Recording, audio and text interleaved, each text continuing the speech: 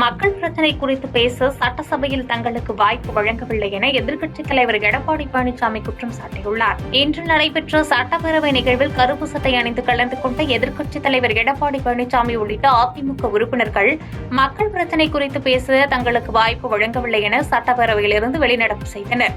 அதன் பின்னர் செய்தியாளர்களுக்கு பேட்டியளித்த எடப்பாடி பழனிசாமி, அதிமுக தான் சட்டமன்றத்தில் பிரதான எதிர்க்கட்சி, ஆனால் வாய்ப்பு கேட்டும் அதை தவிர்த்து மற்றொரு கட்சித் தலைவருக்கு முதலில் வாய்ப்பு கொடுப்பது எந்த விதத்தில் நியாயம் என்று கேள்வி எழுப்பினார். மேலும் முதலமைச்சர் தங்களை விமர்சனம் செய்வதை மட்டும் நேரலையில் காட்டி ஒளிபரப்பு செய்வதாக குற்றம் சாட்டிய எடப்பாடி பழனிசாமி, தாங்கள் மக்கள் பிரச்சினை குறித்து பேசுவது ஏன் ஒளிபரப்பு செய்யவில்லை என்று கேள்வி எழுப்பினார். நான் சட்டப்பேரவை தலைவரிடத்திலே கோரிக்கை வைத்தேன். இது மரபல்ல. சட்டமன்றத்தில் பிரதான எதிர்க்கட்சிக்குத்தான் முன்னுரிமை கொடுக்க வேண்டும். அதை தவிர்த்து பிரதான எதிர்க்கட்சிக்கு அனுமதி கொடுப்பதை மறுத்துவிட்டு மற்றொரு கட்சி தலைவருக்கு முதலிலே வாய்ப்பு கொடுப்பது எந்த விதத்தில் நியாயம்? மற்ற கட்சி தலைவர்களுக்கு வாய்ப்பு கொடுப்பதிலே நாங்கள் எந்த ஆட்சேபனையும் தெரிவிக்கவில்லை. ஆனால் அவையினுடைய மரபு பிரதான எதிர்க்கட்சி ஒரு பிரச்சனையை 0 அவரில் எழுப்புகின்ற பொழுது, நேரமில்லா நேரத்தில் எழுப்புகின்ற பொழுது முதல் வாய்ப்பு பிரதான எதிர்க்கட்சி கொடுக்கப்பட வேண்டும். பிறகு முன்வரிசையில் இருக்கின்ற பல்வேறு கட்சியுடைய தலைவர்கள் பேசுவதற்கு வாய்ப்பு கொடுக்கலாம்.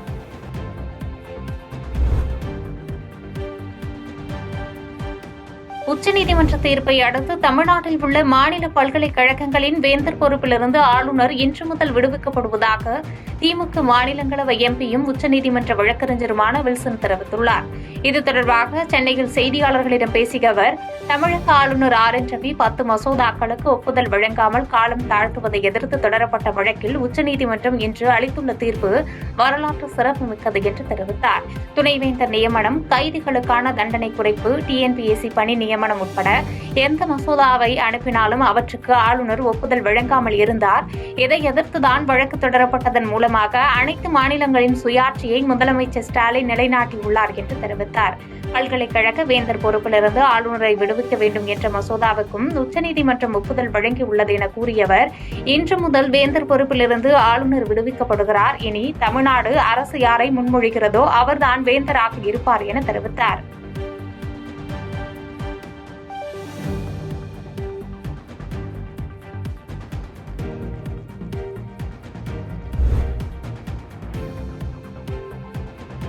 உச்சநீதிமன்ற தீர்ப்பை உணர்ந்து ஆளுநர் ராஜினாமா செய்ய வேண்டும் என்று இந்திய கம்யூனிஸ்ட் மாநில செயலாளர் முத்தரசன் தெரிவித்துள்ளார்.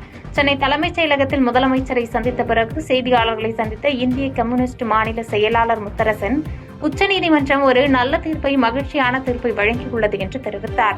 ஆளுநர் எப்படி நடந்து கொள்ள வேண்டும் என்பது குறித்து உச்சநீதிமன்றம் அளித்துள்ள தீர்ப்பு மிகுந்த வரவேற்கக்கூடிய தீர்ப்பு என தெரிவித்தார். பிரதமர் மோடி தலைமையிலான அரசு ஏற்பட்ட பிறகு பாஜக ஆட்சியில் இல்லாத மாநிலங்களில் ஆளுநர்களை பயன்படுத்தி தவறான அரசியலை நடத்தி வருவதாக குற்றம் சாட்டினார். தமிழ்நாடு சட்டப்பேரவையில் நிறைவேற்றப்பட்ட மசோதாக்களை நிறுத்தி வைத்து தமிழ்நாடு ஆளுநர் ரவி மிக மோசமாக செயல்பட்டு வந்தார் என்று சாடிய முத்தரசன், மசோதாக்களுக்கு குறிப்பிட்ட காலத்தில் ஒப்புதல் அளிக்க வேண்டும் என்று உச்சநீதிமன்றம் கூறியுள்ளது. உச்சநீதிமன்ற தீர்ப்பை உணர்ந்து ஆளுநர் ராஜினாமா செய்ய வேண்டும் என்று கூறினார். இன்றைக்கு உச்சநீதிமன்றம் ஒரு நல்ல செய்தியை சொல்லியிருக்கிறது. ஒரு மகிழ்ச்சியான செய்தி என்கிற பொழுது, சட்ட ரீதியாக ஆளுநர்கள், இந்த ஆளுநர் மட்டுமல்ல, எந்த ஆளுநராக இருந்தாலும் அவர்கள் எப்படி நடந்து கொள்ள வேண்டும் என்பது குறித்து உச்சநீதிமன்றம் அளித்திருக்கிற தீர்ப்பு மிகுந்த வரவேற்புக்குரியது, மிகுந்த மகிழ்ச்சிக்குரியது. குறிப்பாக மோடி அவர்கள் தலைமையிலான ஆட்சி ஏற்பட்ட பிறகு ஆளுநர்கள் பாஜக ஆட்சியில் இல்லாத மாநிலங்களில் அல்லது அதன் கூட்டணி கட்சிகள் ஆட்சியில் இல்லாத மாநிலங்களில் ஆளுநர்களை பயன்படுத்தி ஒரு தவறான அரசியலை, அரசுக்கு எதிராக ஒரு போட்டி அரசாங்கத்தை நடத்துகிற போக்கு தொடர்ந்து நீடித்து வருகிறது. தமிழ்நாடு, கேரளா போன்ற பல்வேறு மாநிலங்களில் எங்கெல்லாம் பாஜக ஆட்சியில் இல்லையோ அல்லது பாஜகவினுடைய கூட்டணி ஆட்சியில் இல்லையோ அங்கெல்லாம் ஆளுநரை கொண்டு ஒரு போட்டி அரசாங்கத்தை நடத்துவது என்கிற நிலையும்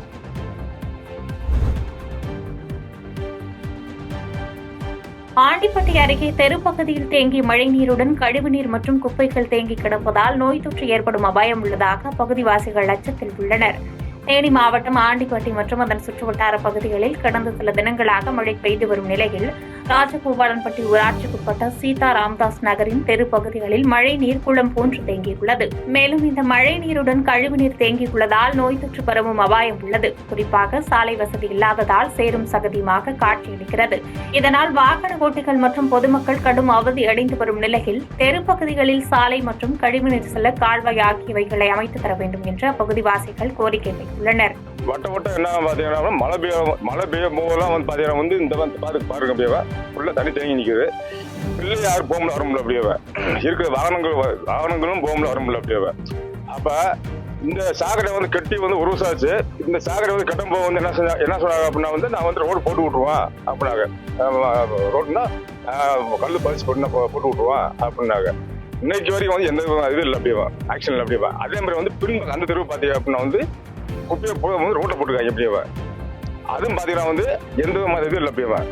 இந்த பக்கம் தூய்மை பண்ண வர்றாங்களா தெரியல அப்படி எங்களுக்கு தெரியல இப்போ. ஆனால் அங்கே வரி கட்டுறேன் இது என்ன முடிவு எங்களுக்கு?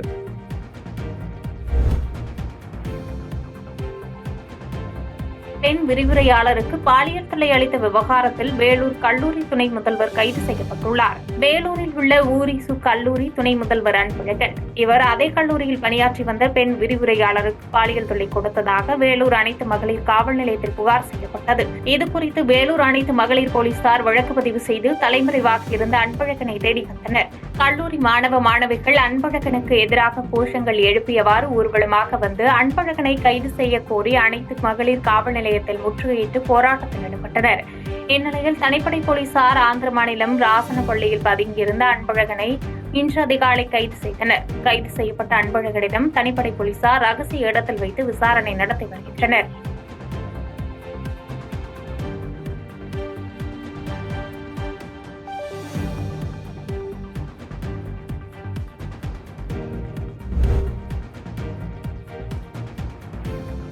சமூக வலைதளங்களில் அவதூறாக பேசியது தொடர்பாக விளக்கம் கேட்டு திருச்சி டிஐஜி வருண்குமார் சார்பில் நாம் தமிழர் கட்சி ஒருங்கிணைப்பாளர் சீமான் மீது நடவடிக்கை எடுக்க வேண்டும் என வருண்குமார் சார்பில் வழக்கறிஞர் முரளிகிருஷ்ணன் என்பவர் திருச்சி குற்றவியல் நீதிமன்றம் எண் 4 வழக்கு தொடுத்தார். இந்நிலையில் இந்த வழக்கு தொடர்பாக திருச்சி நீதிமன்றத்தில் நாம் தமிழர் கட்சி ஒருங்கிணைப்பாளர் சீமான் நேரில் ஆஜரானார்.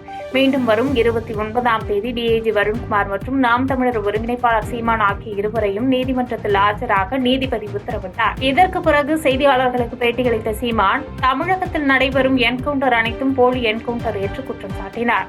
சென்னையில் ஆம்ஸ்டாங் கொலை செய்யப்பட்ட வழக்கில் 3 பேர் என்கவுண்டர் செய்யப்பட்டனர். இந்த வழக்கில் அவர்களுக்கான தொடர்பு தெளிவுபடுத்தப்படவில்லை என்று சுட்டிக்காட்டிய அவர், அதேபோன்று அமைச்சர் நேருவின் சகோதரர் ராமஜெயம் கொலை வழக்கிலும் விசாரிக்கப்பட்ட திருச்சி சாமி ரவி மற்றும் திண்டுக்கல் மோகன்ராம் ஆகியோரை என்கவுண்டர் செய்ய போலீசார் திட்டமிட்டுள்ளதாக தெரிவித்தார். தமிழகத்தில் தற்போது நடந்து வரும் அனைத்து என்கவுண்டர்களும் போலியானது என்றும் உண்மையான குற்றவாளிகளை கண்டறியாமல் வழக்கை முடிப்பதிலேயே காவல்துறை முனைப்பு காட்டுகிறது என்று விமர்சித்த அவர், வருகின்ற சட்டமன்ற தேர்தலிலும் தனித்து போட்டியிடுவதாக தெரிவித்தார். மேலும் தான் பழகுவதே ட்ரம்ப் மற்றும் புதின் ஆகியோருடன் தான் என சிரித்தவாறு பதிலளித்தார். மேலும் அமைச்சர் KN நேரு வீட்டில் அமலாக்கத்துறை சோதனை தொடர்பான கேள்விக்கு பதிலளித்த சீமான், தேர்தல் நேரங்களில் இதுபோன்று சோதனைகள் நடத்துவது வாடிக்கையானது என்றும் தமிழக ஆளுநருக்கு எதிராக உச்சநீதிமன்றம் அளித்துள்ள தீர்ப்பு வரவேற்பதாக தெரிவித்தார். அது தேர்தல் நெருங்க இது ஒன்றும் இந்த மாதிரி புதிய அரங்கேற்றங்களை நீங்கள் பார்க்குறதில்ல.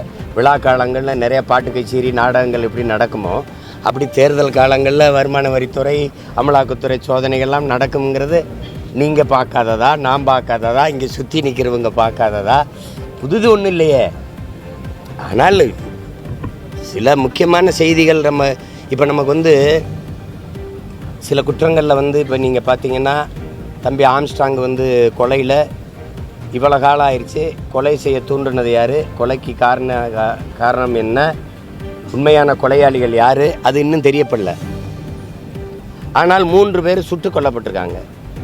ஏன் இவர்கள் சுட்டுக் கொல்லப்பட்டார்கள்? இவர்கள் சுட்டுக் கொல்லப்பட்ட காரணம் என்ன? இந்த குற்றத்தில் முதன்மை குற்றவாளிகளாக இவர்களுக்கு இந்த குற்றத்துக்கு சம்பந்தம் இருக்கா, இல்லை இந்த கொலைக்கு இவர்கள் திட்டம் தீட்டியவர்களா, இல்லை பணம் கொடுத்து உதவுறீங்களா, எந்த தகவலும் நமக்கு வரல. அதே மாதிரி தான் ஐயா கே.என். நேரு அவருடைய தம்பி ராமஜெயமருடைய கொலையிலையும் இதே தான். இவ்வளோ காலம் ஒரு தகவலும் வரல. ஆனால் இதில் எந்த சம்பந்தம் இல்லாத திண்டுக்கல் இருக்க மோகன் ராமையும் இங்கே திருச்சியில் இருக்க சாமி ரவியவும் சுட்டு கொல்றதுக்கு ஒரு திட்டம் இருக்குது. இது எதனால் திடீர்னு வந்து இவங்க 2 பேரையும் என்கவுண்டர் பண்ண வேண்டிய தேவையில்லை. என்கவுண்டருக்கு அந்த பட்டியலை சேர்க்க வேண்டிய அவசியம் இல்லை. யாரையாவது ஒருத்தரை போட்டு முடிச்சு விட்டுறணும் அப்படின்னா எப்படி?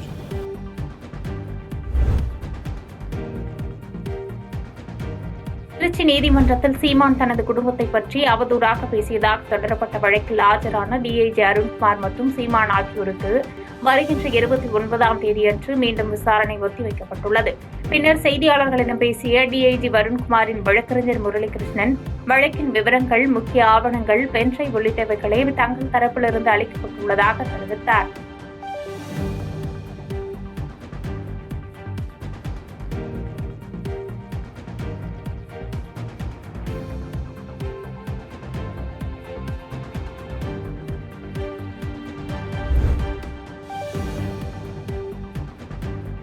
தமிழகம் வரும்போது மட்டும் தமிழர்களையும் தமிழையும் புகழ்ந்து பேசும் பிரதமர் மோடி டெல்லிக்கு சென்றவுடன் தமிழகத்தை மறந்து விடுகிறார் என்று கன்னியாகுமரி நாடாளுமன்ற உறுப்பினர் விஜய் வசந்த் விமர்சித்துள்ளார்.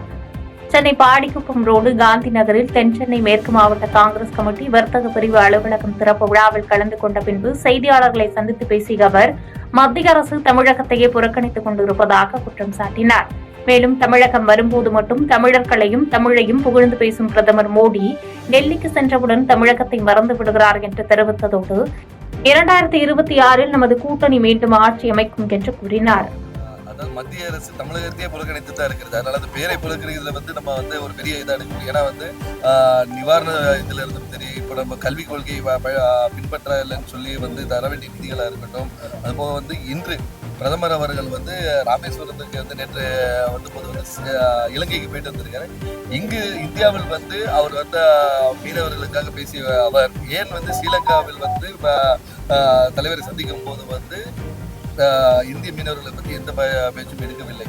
அதாவது நம்ம இது ஒரு அவருடைய வருகை நம்ம தமிழகத்தை நடக்கின்ற ஆட்சி முறையை குறை சொல்வதற்கும் ஆட்சியாளர்களை குறை சொல்வதற்காகவே தான் வந்த மாதிரி தான் இருக்கிறது. உண்மையில தமிழக மக்கள் மீதும் இந்திய மீனவர்கள் மீது அக்கறை கொண்டிருந்தால் இலங்கை சென்ற போது கண்டிப்பாக நமக்கு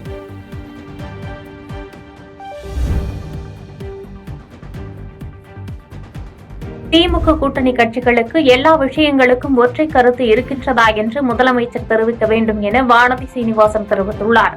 சென்னையில் செய்தியாளர்களுக்கு பேட்டியளித்த பாஜக சட்டமன்ற உறுப்பினர் வானதி சீனிவாசன், கச்சத்தீவு விவகாரம் நீட் தேர்வினை கொண்டு வந்த போது ஆட்சி அதிகாரத்தில் இருந்தது யார் என்று கேள்வி எழுப்பியதோடு, கச்சத்தீவு யாரால் கொடுக்கப்பட்டது, இந்த விஷயங்கள் எல்லாம் மக்களுக்கு தெளிவுபடுத்த வேண்டும் என்று கூறினார். மேலும் பாஜக யாருடன் கூட்டணி வைக்கப் போகிறது என்ற பதற்றத்தில் முதலமைச்சர் உள்ளதாக விமர்சித்த அவர், எதிரணியில் இருக்கின்ற கட்சிகள் எல்லாம் ஒன்றிணைந்து விடுவார்களா என்ற கவலையில் முதலமைச்சர் உள்ளார் என்று தெரிவித்தார். ஏன் நீட் தேர்வினை கொண்டு வந்த போது அங்கு ஆட்சி அதிகாரத்தில் இருந்தது யார், கச்சத்தீவை கொடுத்த போது அது யாரால் கொடுக்கப்பட்டது, இந்த விஷயங்களெல்லாம் இன்னும் மக்களுக்கு தெளிவுபடுத்தணும். அது மட்டுமல்ல, முல்லை பெரியாறு பிரச்சனை, ஆனமலையாறு நல்லாறு பிரச்சனை, ஏன் எங்கள் பகுதியில் இருக்கக்கூடிய சிறுவாணி அணை பிரச்சனை, இவற்றையெல்லாம் கூட்டணியில் இருக்கின்ற கம்யூனிஸ்ட் கட்சிகளோடு அவர் பேசி விவாதித்து தமிழக மக்களுக்கு அவர்கள் வாயிலாக நாம் எதிர்நோக்கி இருக்கின்ற முடிவுகளை தர விரும்புகிறாரா?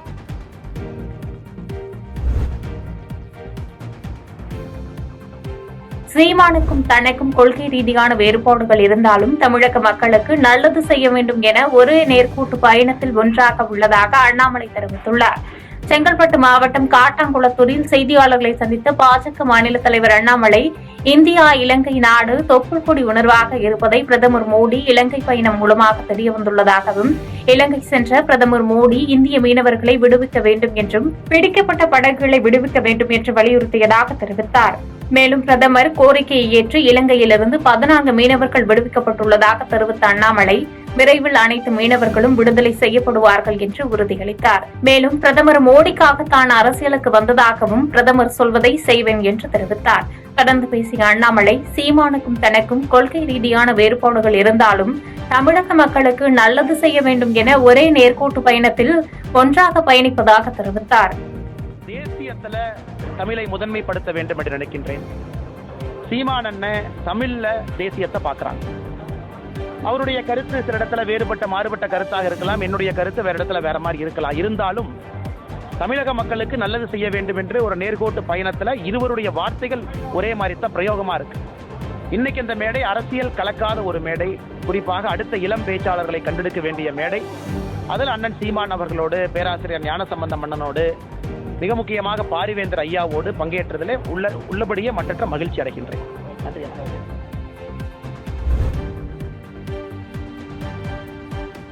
பாஜக அரசு துரோகிகளையும் எதிரிகளையும் கைப்பாவையாக்கிக் கொண்டு தமிழ்நாட்டிற்கு இடையூறு ஏற்படுத்துவதாக அமைச்சர் கோவி செழியன் விமர்சித்துள்ளார். சென்னை அடுத்த பல்லாவரத்தில் பாஜக அரசின் தொகுதி மறுசீரமைப்பு இந்தி திணிப்புக்கு எதிர்ப்பு தெரிவிக்கும் வகையில் கண்டன பொதுக்கூட்டம் சட்டமன்ற உறுப்பினர் ஏற்பாட்டில் நடைபெற்றது. இதில் உயர்கல்வித்துறை அமைச்சர் கோவி செழியன், குறு சிறு நடுத்தர தொழில் நிறுவனங்களின் துறை அமைச்சர் தாமு அன்பரசன், தாம்பரம் மேயர் வசந்தகுமாரி உள்ளிட்டோர் கலந்து கொண்டனர். தொடர்ந்து கண்டன உரையாற்றிய உயர்கல்வித்துறை அமைச்சர் கோவி செழியன், மொழி சம உரிமை காக்கும் முன்னெடுப்பில் சென்னையை இந்தியாவின் தலைநகராக மாற்ற முன்னெடுப்பு செய்துள்ளார் தமிழக முதலமைச்சர் என்று தெரிவித்தார். மேலும் சென்னையும் அதன் சுற்றுவட்டத்தில் 60 கிலோமீட்டர் தூரத்திற்கு மிகப்பெரிய வளர்ச்சி கண்டுள்ளது என தெரிவித்தார். உயர்கல்வி, தொழில் வளர்ச்சி, மருத்துவம், விளையாட்டு, நிதி வருவாய், பெண்கள் பாதுகாப்பு, சிறுபான்மையினர் நிம்மதி, உறக்கம் என சூழல் உள்ள நிலையில் பாஜக அரசு துரோகிகளையும் எதிரிகளையும் கைப்பாவையாக்கிக் கொண்டு தமிழ்நாட்டிற்கு இடையூறு ஏற்படுத்துவதாக குற்றம் சாட்டினார். சென்னையிலிருந்து போரூர் போகிற சாலை, சென்னையிலிருந்து செங்குள்ள போகிற சாலை, எனவே சென்னையிலிருந்து செல்கிற எந்த சாலையாக இருந்தாலும் அடுத்த 100 கிலோமீட்டர் தூரம் வரை கோடிக்கணக்கான நிறுவனங்கள், தொழிற்சாலைகள், சிறு குறு தொழில்கள் இன்னைக்கு தமிழகத்தில் குவிந்து கிடக்கிறது என்று சொன்னால் அதற்கு பிதாமகனாக இருந்து கலைஞருக்கும் தளபதிக்கும் தொடர்ந்து நிற்கிற அமைச்சர் அண்ணன் தாமு அன்பரசன் என்று நாடு முழுவதும் சொல்லுவேன், இன்றைக்கும் சொல்கிறேன். தொழில் வளர்ச்சியில் தமிழ்நாடு முதலிடம்.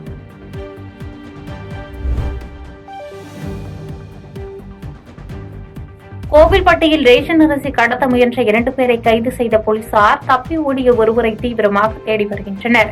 தூத்துக்குடி மாவட்டம் கோவில்பட்டி அருகே இலுப்பையூரணி எம்ஆர் காலனி அருகே ஒரு வீட்டில் கடத்தலுக்காக ரேஷன் அரிசி பதுக்கி வைக்கப்பட்டிருந்ததாக எழுந்த புகாரின் பேரில் அங்கு சென்ற போலீசார் சரக்கு வாகனத்தில் ஏற்றப்பட்ட 2 டன் ரேஷன் அரிசி, டெம்போ வாகனம் ஆகியவற்றை பறிமுதல் செய்தனர். ரேஷன் அரிசி கடத்தல் தொடர்பாக புது கிராமத்தை சேர்ந்த புவனேஸ்வரன், சிந்தாமணி நகரை சேர்ந்த செல்லதுரை ஆகிய 2 வரை கைது செய்தனர். மேலும் தப்பி ஓடிய கடத்தல் சம்பவத்தில் தொடர்புடைய எம்ஆர் காலனியை சேர்ந்த கருப்பசாமி என்பவரை போலீசார் தேடி வருகின்றனர்.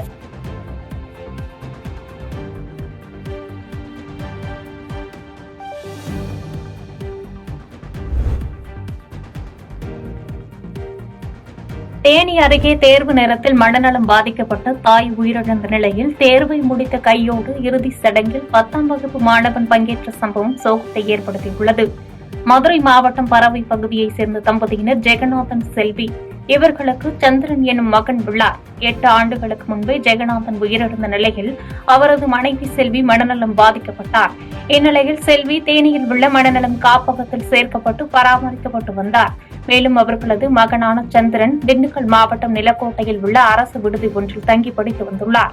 இந்நிலையில் 10ஆம் வகுப்பு பொதுத் தேர்வு எழுத சந்திரன் சென்றபோது அவரது தாயார் செல்வி உடல்நலம் பாதிக்கப்பட்டு உயிரிழந்ததாக தகவல் வந்துள்ளது. இதனை அடுத்து தேர்வு எழுதி முடித்த கையோடு தேனிக்கு சென்ற சந்திரன் தனது தாயின் இறுதி சடங்கினை செய்து முடித்தார். இதனை அடுத்து செய்தியாளர்களிடம் பேசிய சந்திரன், தாய் தந்தை இருவரையும் இழந்து தவித்து வருவதால் தனது மேல் படிப்பு மற்றும் வேலை வாய்ப்பிற்கு அரசு உதவி செய்திட வேண்டும் என்று கோரிக்கை விடுத்தார். என்னோட பேர் நாகேந்திரன், ஒரு தம்பி பேர் சந்திரன். இவர் பார்த்தீங்கன்னா இன்னைக்கு 10th எக்ஸாம் நடந்துகிட்டு இருக்கு. காலையில் பார்த்தீங்கன்னா இவங்க அம்மா தேனி காணாவளக்கில் ஹாஸ்பிட்டலில் காலையில் இறந்துட்டாங்க. ஹார்ட் அட்டாக் இறந்துட்டாங்க. உடம்பு சரியில்லாமல் சாட்டர்டே நைட் அட்மிட் பண்ணிடலாம். பட் அவர் ரொம்ப பேச முடியல. அவர்கிட்ட தான் ஃபர்ஸ்ட் பேட்டி எடுத்தாங்க. பட் அவரால் பேச முடியல. அம்மா இருந்ததுக்கும் பேச முடியல. அவர் அம்மா இறந்தாலும் 10th எக்ஸாம் வாழ்க்கையில் முக்கியம் அப்படின்றதுல வந்து ஏன்னா ஒரு கர்நிலையத்தில் கஷ்டப்பட்டு படித்து நம்ம வளர்ந்துக்கிட்டு இருக்கோம், எக்ஸாம் முக்கியம் அப்படின்றத எக்ஸாம் எழுதிட்டு தான் வந்திருக்காரு. இதனால வந்து பார்த்தீங்கன்னா இது எதுக்காக அப்படின்றத அரசு வந்து கொஞ்சம் கண்ணோக்கி பார்க்கணும். இவருடைய எதிர்காலத்துக்கு வந்து முடிஞ்ச அளவுக்கு அரசு என்ன சப்போர்ட் பண்ண முடியுமோ. இவர் ஏன்னா ஒரு அப்பாவும் கிடையாது அம்மாவும் கிடையாது, ஒரு கர்நிலையத்தில் தான் வளர்ந்துட்டு வர்றாரு. எதிர்காலத்துக்கு அரசு என்ன ஒரு உதவி பண்ண முடியுமோ அந்த அரசு உதவி வந்து ஒரு படிப்புக்கோ இல்லை எதிர்கால ஒரு வேலை வாய்ப்புக்கோ அரசோட உதவி வந்து கண்டிப்பாக இருக்கு. இது வந்து சிஎம் அவர்கள் வந்து கொஞ்சம் எடுத்து ஸ்டெப் எடுத்து பார்க்கணும். அவரோட நாலேஜுக்கு இது போகணுன்றதுக்காக நாங்கள் பாதகம் செய்பவரை கண்டால் நாம் பயம் கொள்ளலாகாது பாப்பா, மோதி மிதித்து விடு பாப்பா, அவர் முகத்தில் உமிழ்ந்து விடு பாப்பா.